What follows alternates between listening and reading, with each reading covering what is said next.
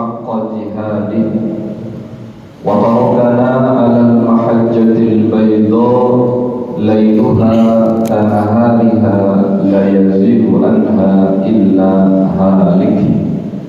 Alhamdulillah, di pagi hari ini kita dapat melangkahkan kaki kita diawali dari sholat subuh berjamaah, yang kemudian kita lanjutkan dengan kajian ba'da subuh, yang semoga seluruh rangkaian aktivitas kita bernilai ibadah di sisi Allah Subhanahu wa Ta'ala. Amin ya rabbal alamin. Materi kita pada pagi hari ini karena tentang kajian tafsir tematik, maka tema kita pada hari ini adalah tentang konsep damai dalam Al-Quran. Kalau tadi pembawa acara membacakan bahwa tema kita adalah maaf dalam Al-Quran, itu sebetulnya ada keterkaitan antara keduanya. Tema tersebut dipilih pertama untuk membantah pendapat yang mengatakan bahwa Islam itu diajarkan dengan kekerasan, Islam itu disebarkan dengan perang. Karena ada sebagian tuduhan, ada sebagian anggapan bahwa Islam itu identik dengan kekerasan. Nah, itu kemudian tema ini sengaja dipilih tentang bagaimana Al-Quran itu berbicara tentang kedamaian. Alasan yang kedua adalah karena beberapa waktu yang lalu kita masih dalam nuansa Lebaran.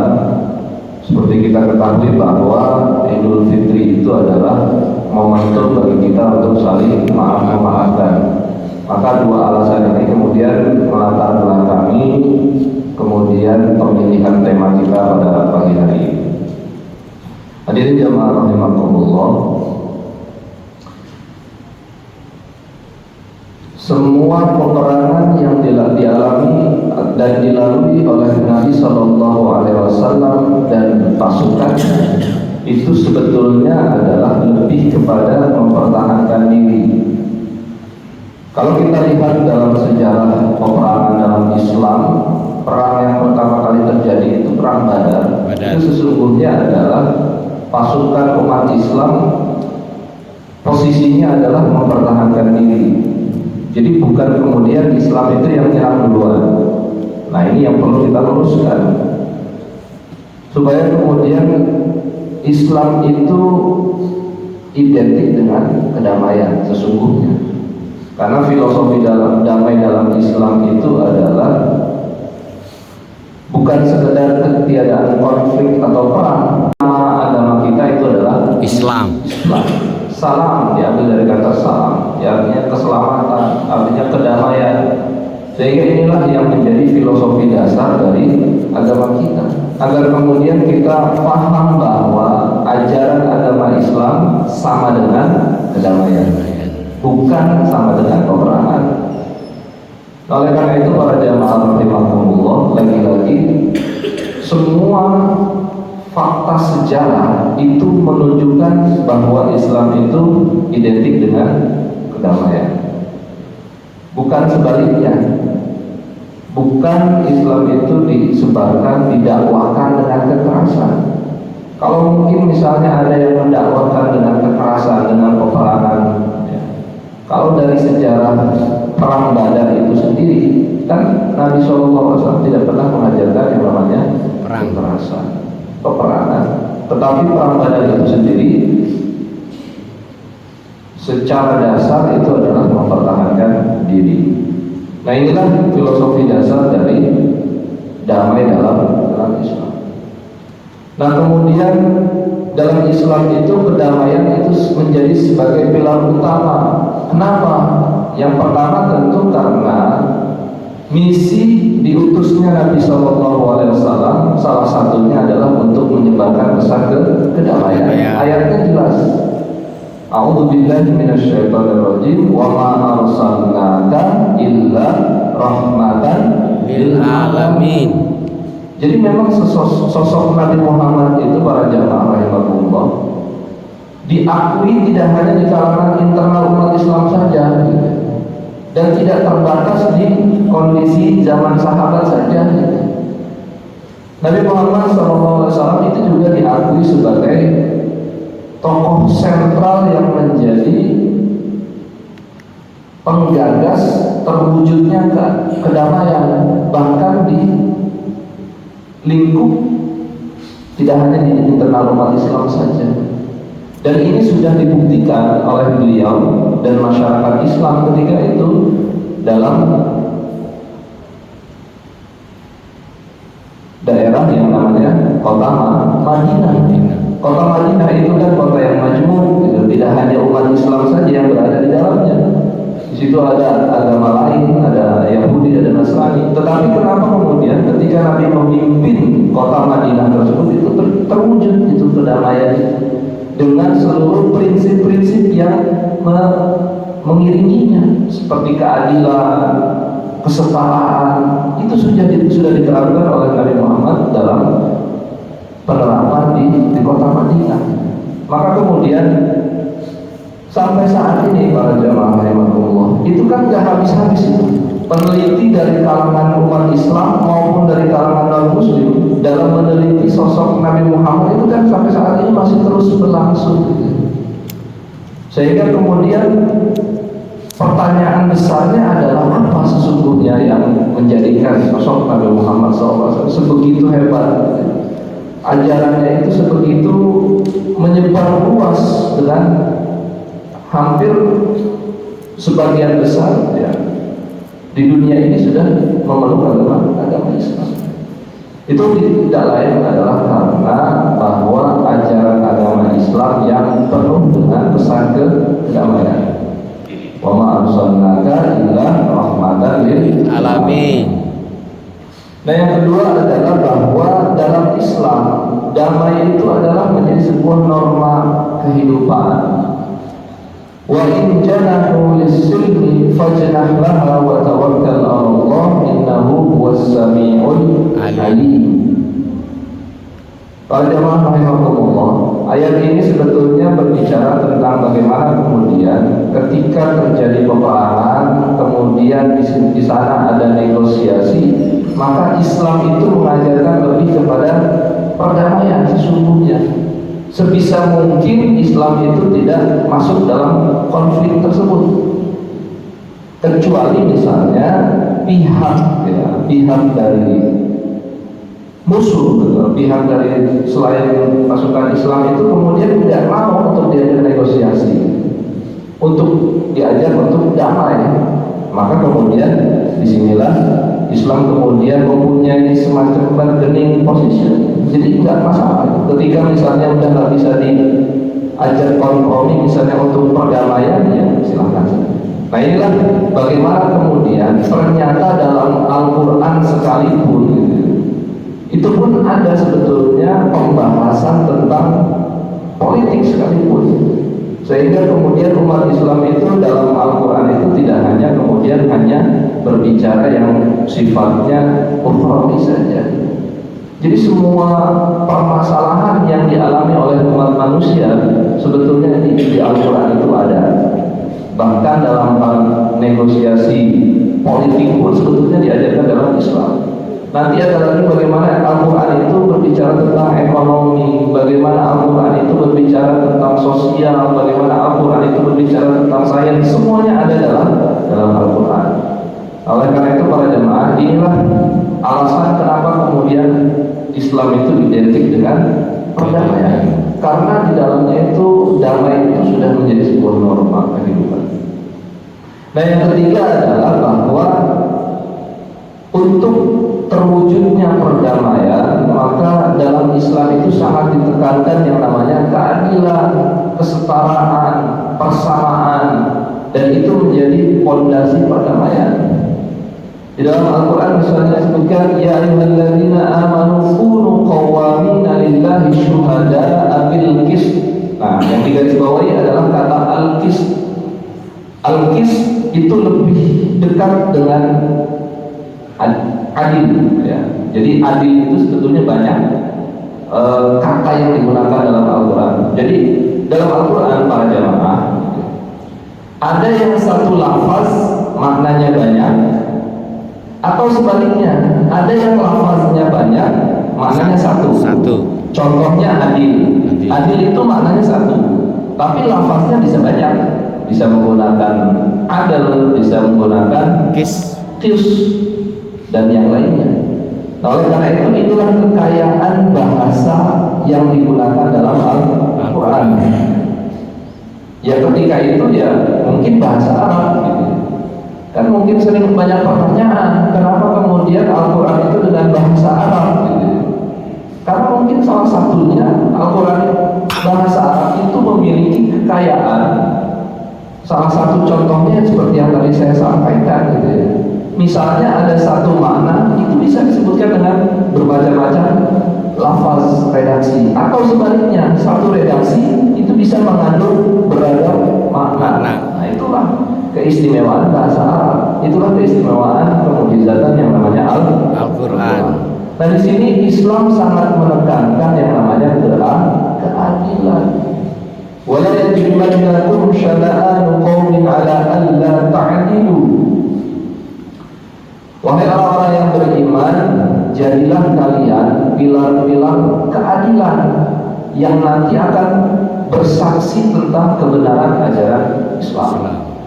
Dan jangan sampai kebencian kalian terhadap suatu kaum, suatu golongan itu menjadikan kalian itu tidak bersikap adil. I'dilu huwa aqrabu lit-taqwa, karena keadilan sama dengan ketakwaan.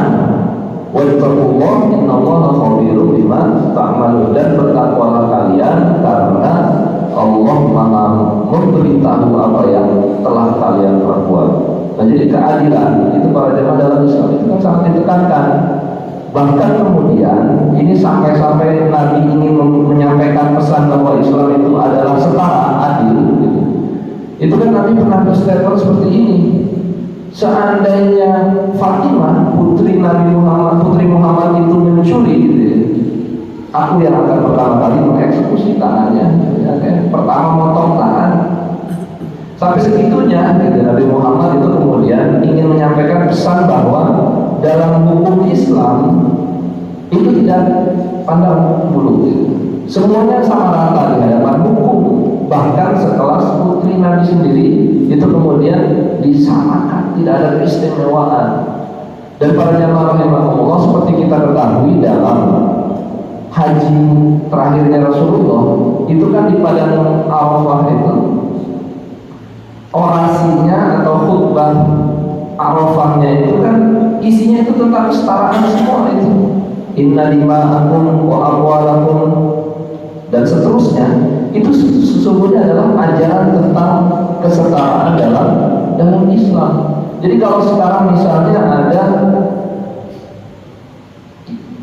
ada yang sedang memviralkan gitu ya teori tentang hak asasi manusia, dalam Islam itu sudah lebih duluan gitu ya.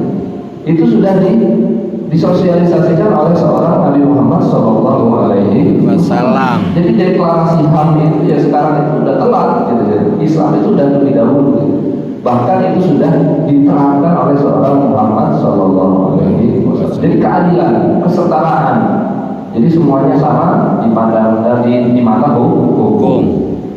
Nah yang berikutnya adalah pluralitas dalam kedamaian.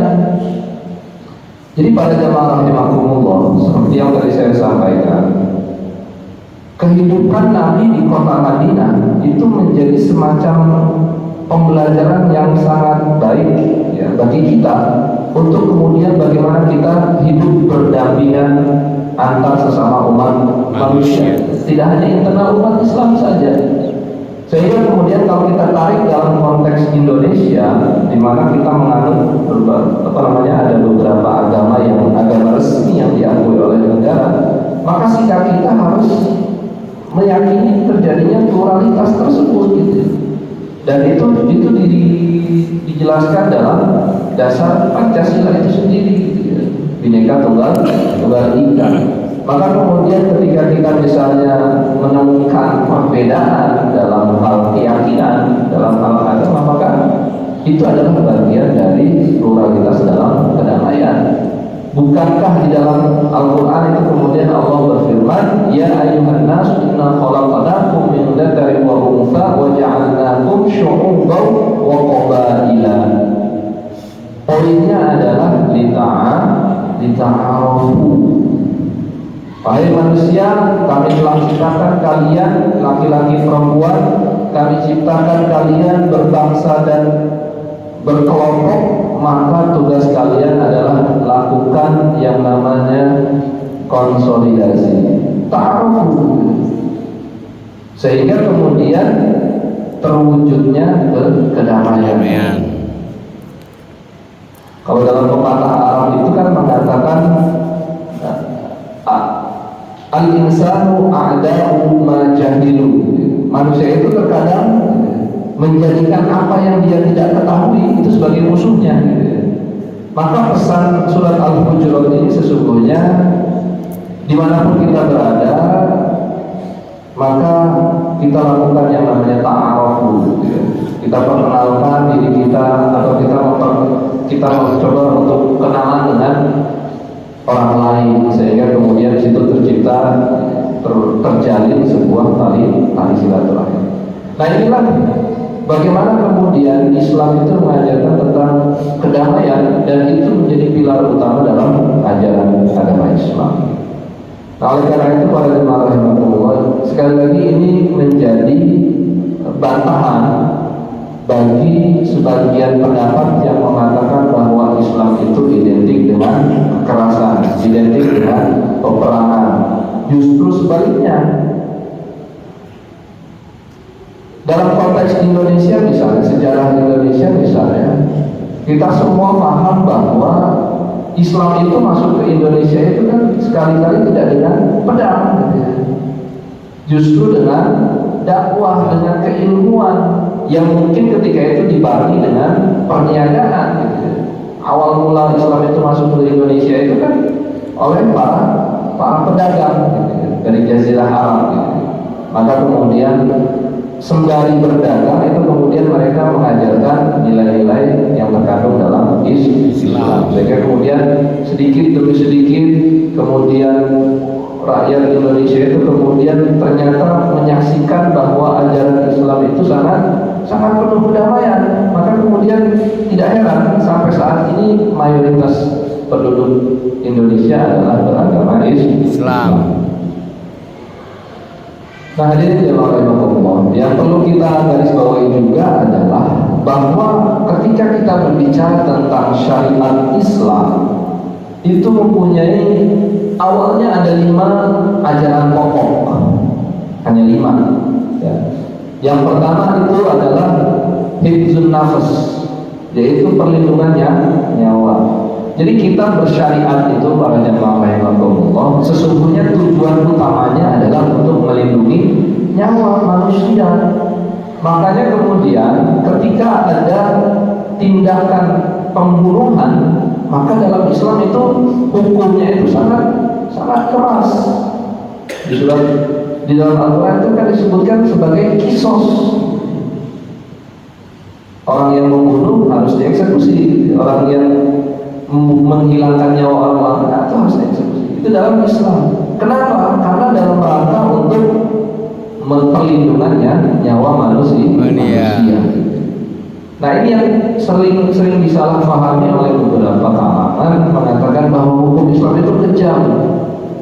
Justru sebaliknya, dengan hukum Islam itu, dengan maqasid syariah itu, supaya kita paham bahwa di balik sanksi itu sesungguhnya Islam ingin mewujudkan yang namanya perdamaian, supaya tidak terjadi yang namanya tindakan kriminal di sana, tidak ada pembunuhan dan lain sebagainya. Nah, itulah kemudian ini tujuan utama yang pertama. Yang kedua adalah hifzuddin, yaitu perlindungan tentang kebebasan keyakinan beragama.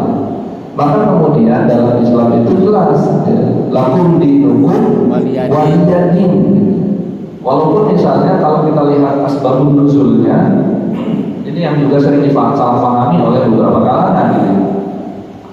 Ketika berbicara tentang pluralitas, maka sesungguhnya bukan berarti kita mengorbankan keyakinan kita, mengorbankan agama kita untuk kemudian kita masuk dan mengikuti dan mempercayai agama lain. Tidak seperti itu cara berpikirnya. Surat Al-Kafirun itu para jamaah, itu kan asbabun nuzulnya adalah ketika ada semacam negosiasi dari kalangan orang-orang kafir, orang-orang pagan, orang-orang musyrik kepada Nabi Muhammad. Wahai Muhammad, aku akan menyembah atau kami akan menyembah Tuhanmu Allah. Tapi ada syaratnya, kalian juga harus menyembah Tuhanku. Nah, itulah sejarah kemudian kenapa surat Al-Kafirun itu diturunkan. Jadi ya sholatnya itu, sembahyangnya itu, ibadahnya itu gantian gitu ya. Tahun ini dengan Islam, tahun depan dengan menyembah berhala. Nah itu sejarahnya, asbabun nuzul dari surat Al-Kafirun. Maka kemudian diturunkanlah lakum dinukum waliyadi. Jadi bukan seperti itu pluralitas itu para jemaah. Pluralitas itu kita mengakui adanya perbedaan sambil kita meyakini keimanan kita, keyakinan kita kepada Allah Subhanahu wa Ta'ala. Nah itulah hifzuddin, itu sesungguhnya ingin menjaga bagaimana kemudian masing-masing agama, termasuk agama kita, itu kemudian tidak ternodai. Oleh karena itu disinilah tujuan syariat dari maqasid syariat.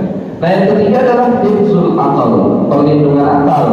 Maka kemudian peminum khamar, pengkonsumsi narkoba dalam Islam itu sesungguhnya mendapat sanksi yang berat. Harusnya itu sanksi yang berat.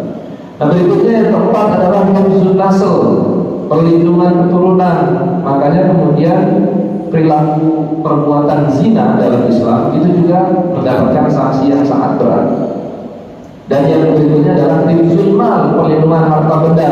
Maka kemudian wasariqu wasariqatu faqta'u aydiyahuma, pelaku pencuri, koruptor harusnya dihukum dengan seberat-beratnya, karena itu tujuan syariatnya adalah untuk melindungi harta benda.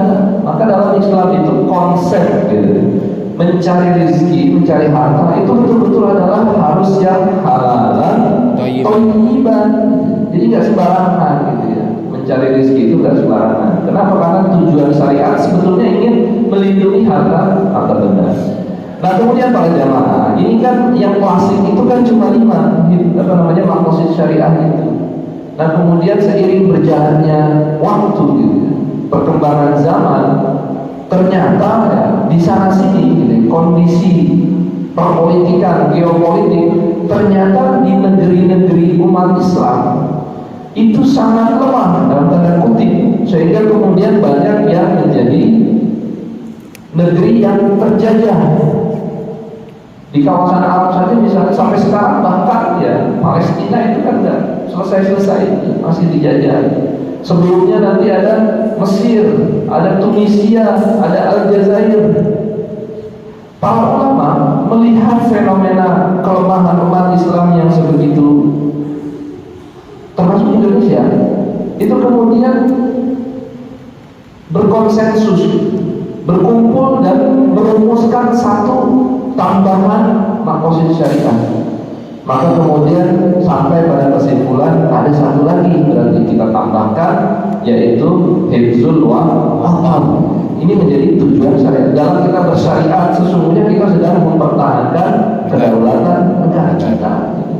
Sehingga kemudian kalau dalam tradisi Nahdlatul Ulama itu ada hubbul watan minal iman. Nahdlatul watan. Nasionalisme itu adalah bagian daripada keimanan.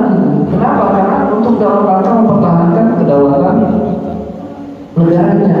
Dan itu juga kemudian yang menginspirasi negeri-negeri Muslim yang tadinya terjajah itu kemudian berhasil bangkit dan mengusir penjajah dari kalangan non-Muslim. Akhirnya Mesir merdeka, Tunisia merdeka, Aljazair merdeka, termasuk Indonesia merdeka. Karena para ulama merumuskan yang namanya hifzul watan. Nah ada satu lagi yang terbaru gitu ya, namanya hifzul bi'ah gitu ya. Perlindungan terhadap lingkungan. Kenapa? Karena fenomena sekarang itu ternyata banyak sekali kerusakan lingkungan, kerusakan alam. Maka kemudian para ulama kemudian berkumpul lagi, berijma lagi, bahkan kemudian mengeluarkan fatwa kalau begitu ada satu lagi, sehingga menjadi 7 para jamaah maqasid syariah. Tujuan bersyariah itu ada 7. Salah satunya adalah untuk melindungi kelestarian alam. Kita saksikan di Indonesia sendiri bagaimana kemudian alam itu sebegitu rusak, sebegitu parah gitu, tereksploitasi. Dan puncaknya beberapa waktu lalu di Sumatera itu kita bisa saksikan. Di Jawa Barat juga beberapa pakar menyatakan tidak lama lagi. Maka kemudian para ulama merumuskan kalau begitu ada satu lagi, yaitu menjaga kelestarian lingkungan. Nah inilah kenapa kemudian saya perlu menampilkan yang namanya maqasid syariah, supaya kita paham gitu, bahwa dalam kita bersyariat itu sesungguhnya untuk memenuhi 7 tujuan dasar kita bersyariah.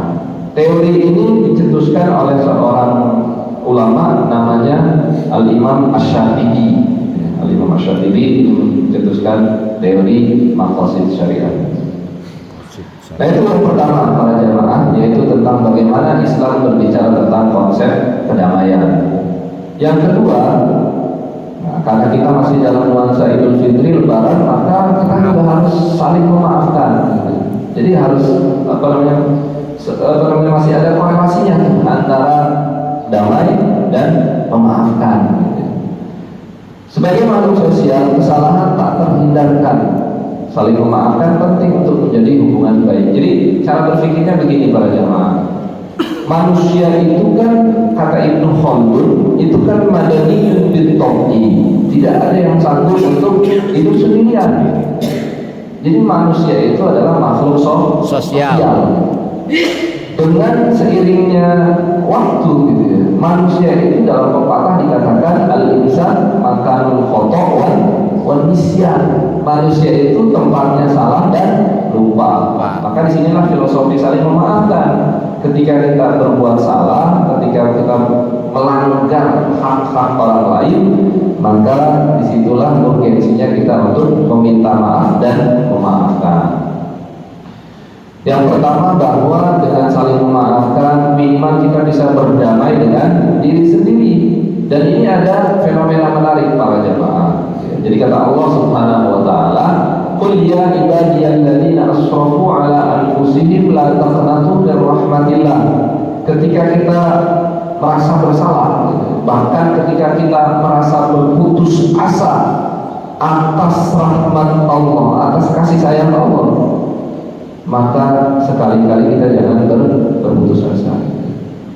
Innallaha yaghfiru dzunuba jami'an, karena Allah itu Maha menerima pertaubatan, Maha menerima pengakuan salah dari hamba-hambanya. Jadi apa yang harus kita lakukan? Ya, kita minta maaf, gitu. Kita minta ampunan.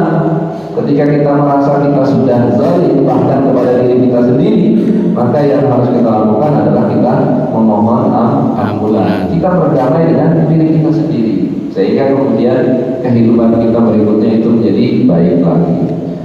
Dan yang kedua, terhadap orang lain, maka ayat Al-Quran itu mengatakan khudhil afwa wa'mur bil urfi.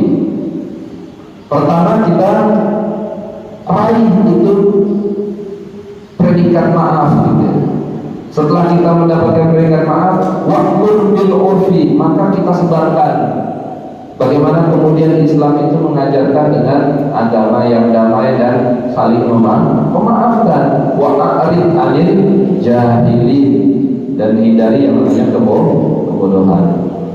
Sehingga kemudian para jamaah rahimahumullah, jadi saling memaafkan itu sebetulnya adalah dua pihak gitu ya.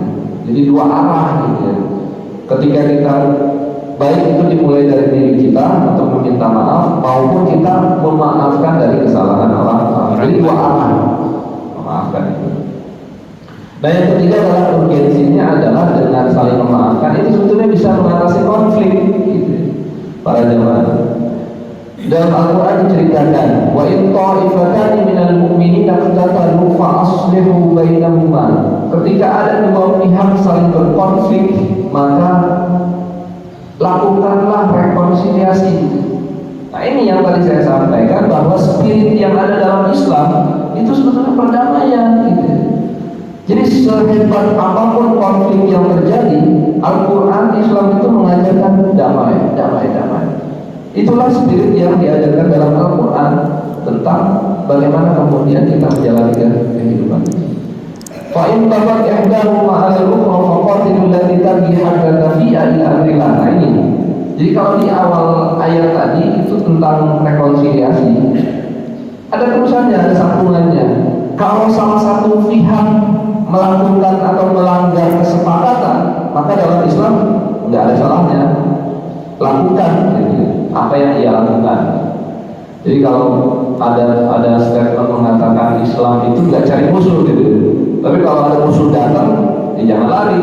Kurang lebih seperti itu para jamaah. Nah, itulah yang diajarkan dalam Al-Quran. Fa in fa'an fa aslihu bainahuma bil 'adli wa aqsitu. Ya. Tetapi kalau dua-duanya sudah rekonsiliasi lagi, maka poin yang diambil adalah keadilan dan berbuatlah adil. Innallaha yuhibbul muqsitin. Nah, itulah bagaimana kemudian prinsip keadilan itu menjadi sangat penting untuk terwujudnya yang namanya perdamaian. Jadi para jamaah rahimahullah, kalau kita saksikan beberapa pengakuan dari kelompok yang sering mengatasnamakan Islam dalam tindakan-tindakan anarkisnya, gitu, itu kan lebih pada didasari atas ketidakadilan. Gitu. Jadi sebetulnya itu bukan dari ajaran Islam. Jadi orang-orang yang ngebom, orang-orang yang anarkis gitu, itu lebih kepada ketidakadilannya. Alasan mereka ketika ditanya kenapa melakukan perbuatan ini, jadi bukan karena ajaran Islam, tidak, tapi karena ketidakadilan. Maka dengan terwujudnya keadilan, itu akan terwujudnya yang namanya kedamaian. Nah, ini lanjutannya kenapa memaafkan itu penting. Pertama, sebagai self help, supaya tidak dihantui oleh kesalahan orang lain. Nah, inilah menjadi dasar supaya kita itu hidup itu enggak susahan gitu ya. Jadi susah melihat orang senang gitu ya. Senang melihat orang susah, jangan sampai seperti itu gitu. Dalam Islam, dalam Al-Quran enggak diajarkan seperti itu gitu. Jadi singkirkan perasaan suudzon gitu. Ayatnya itu berbunyi, ya ayyuhalladzina amanu ijtanibu katsiran minadh-dhann inna ba'dadh-dhanni itsm. Jadi enggak boleh kita suudzon terus sama tetangga kita, sama kawan kita, sama saudara kita. Enggak boleh kita berburuk sangka gitu. Kenapa? Karena nyusahin diri kita sendiri gitu ya.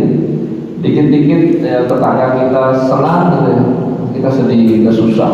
Yang enggak perlu gitu ya. Dalam Islam itu tidak boleh berburuk sangka. Yang kedua adalah self speed, ya. Hidup lebih lapang, lega dan lancar. Kalau kita nggak perlu repot-repot ngurusin orang lain gitu ya, maka sebaliknya kehidupan kita itu akan lancar. Dan perlu kita tanamkan dalam diri kita, fa inna ma'al usri yusra, inna ma'al usri yusra, bahwa dalam kesulitan itu ada kemudahan. Yakin aja gitu, urusan kita akan dimudahkan oleh Allah Subhanahu wa taala. Yang ketiga adalah self help, untuk kesehatan diri sendiri. Para ahli medis itu menyatakan bahwa sumber penyakit itu sebetulnya lebih banyak diakibatkan karena faktor internal manusia gitu. Terkadang dari pikiran kita sendiri para jamaah gitu. Jadi ketika kita misalnya sudah tidak pernah berburuk sangka, sudah pernah bahkan saat ini kita berbaik sangka, itu sebetulnya adalah untuk kesehatan, itu akan kembali lagi ke kita gitu. Tapi sebaliknya kalau kita berburuk sangka terus curiga terus, nah itu juga akan mempengaruhi kesehatan kita. Minimal secara mental kita akan terganggu. Alladzina yunfiquna fis-sarra'i wad-dharra'i wal kadhimina al-ghayza wal 'afina 'anil nas. Di ayat ini sebetulnya ada mengkorelasikan antara sifat kalau orang itu suka sedekah gitu ya, maka dia akan juga pemurah dalam hal memaafkan. Dia juga adalah seorang pemurah atau pemaaf. Jadi pemaaf itu sama dengan orang yang pemurah. Kemudian self spiritual, ya, bahwa ketika kita sudah menjadi pribadi yang memaafkan, sebetulnya kita levelnya itu sudah naik tingkat gitu. Bahkan tingkat spiritual kita itu sebetulnya lebih tinggi. Yas'alunaka madza yunfiqun qulil afwa. Bahkan ada yang menghubungkan bahwa siapa yang meminta maaf, siapa yang memberi maaf itu sebetulnya sama dengan dia sudah bersedekah, berinfak gitu ya. Di sini kan ada pertanyaan, mereka bertanya kepada Nabi tentang apa yang harus mereka infakkan atau sedekah. Kemudian dijawab, maafkanlah kesalahan saudara kalian. Nah, yang terakhir adalah self happiness, menjadi lebih bahagia. Fa imma ya'tiyannakum minni hudan faman tabi'a hudaya fala khaufun 'alaihim wa la hum yahzanun. Ini berbanding lurus dengan apa yang dijadikan Allah bagi orang-orang yang selalu mencari petunjuk hidayah bagi dirinya. Dia tidak akan pernah merasa khawatir, dia tidak akan pernah merasa sedih tentang apa yang akan menimpa bagi dirinya. Ada beberapa kata redaksi yang digunakan dalam Al-Quran seperti yang tadi saya sampaikan. Maknanya mungkin hanya maaf saja, tapi dalam Al-Quran Allah bisa menggunakan bermacam-macam redaksi. Salah satunya adalah afun. Dalam Al-Quran itu muncul 35 kali. Salah satunya ada di Al-Baqarah ayat 219. Wa yas'alunaka 'anil khamri wal maisir qul fihima ithmun kabir wa manafi'u lin-nas wa ithmuhuma akbaru min naf'ihima wa yas'alunaka madza yunfiqun qulil afwa. Pak Quraisy menafsirkan afun artinya adalah menghapus. Konteksnya adalah menghilangkan bekas luka hati akibat kesalahan orang lain. Jadi ini sesuai dengan momentum Idul Fitri kemarin gitu ya. Maka kemudian ketika ada kesalahan orang lain yang kemudian membekas di hati kita, maka kita harus memaafkan dengan tulus. Nah, kalau tadi menggunakan afun, kalau dalam kaidah bahasa Arab itu masdar namanya. Nah, di sini ada kata kerja sekarang, ta'fu. Ta'fu itu fi'lul mudhari. Ayatnya itu berbunyi, ya ayyuhalladzina amanu inna min azwajikum wa auladikum aduwwun lakum fahdharuhum wa in ta'fu wa tasfahu wa tadfiru fa innallaha ghafurur rahim. Tapi ayat ini konteksnya dalam hukum keluarga. Ketika misalnya terjadi perceraian, kemudian di situ ada tanggungan pembayaran mahar yang masih tertanggung, maka kemudian ketika kita memaafkan itu akan lebih baik. Jadi ini konteksnya kepada hukum keluarga. Ada lagi na'fu. Nah itu tadi ada ta depannya, sekarang na'fu. Wala ta'tadiru qad kafartum ba'da imanikum in na'fu an ta'ifatin minkum nu'adzib ta'ifatan bi annahum kanu mujrimin. Ayat ini juga konteksnya adalah dalam diplomasi politik gitu ya, diplomasi perang gitu ya. Ayat ini mengindikasikan bahwa pemaafan dapat diberikan atas dasar pertimbangan politik demi kemaslahatan agama, meskipun kesalahan tetap ada. Jadi ini lebih ke konteksnya, lebih ke konsolidasi, negosiasi dalam hal perpolitikan atau peperangan. Kemudian ada lagi ya'fu, nah gitu. Jadi ada ta'fu, ada na'fu, ada ya'fu. Nah inilah lagi-lagi ini menunjukkan bahwa bahasa Arab itu sangat kaya sekali gitu. Satu akar kata itu bisa berkembang menjadi beberapa kata gitu. Kalau ya'fu itu lebih ke Allah. Faulaika asallahu an ya'fu anhum wa kana Allahu ghafurur rahim. Jadi cara berpikirnya itu ketika Allah itu memiliki sifat pengasih penyayang, maka harusnya kita harus mengejawantahkannya dalam kehidupan kita. Sang pencipta kita saja adalah pemaaf, ya, pemurah, gitu, pengasih dan penyayang. Lalu bagaimana dengan kita? Kenapa kita kemudian tidak bisa memaafkan kesalahan orang lain? Dan ada juga yang kalau tadi al-afu akar katanya, sekarang akar katanya as-safhu.